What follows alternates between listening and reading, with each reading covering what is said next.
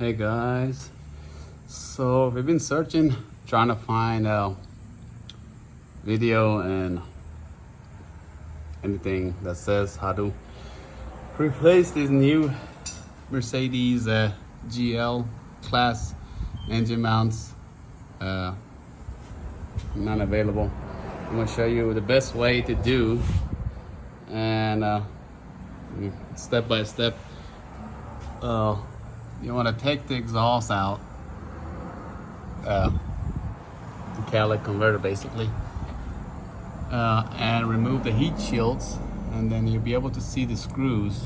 But you have to jack the engine high enough to get it out, and it's a little bit of work. It's possible, and you can do it under probably 2 hours and replace it, then everything goes back in. As you can see, we already replaced the bad one here.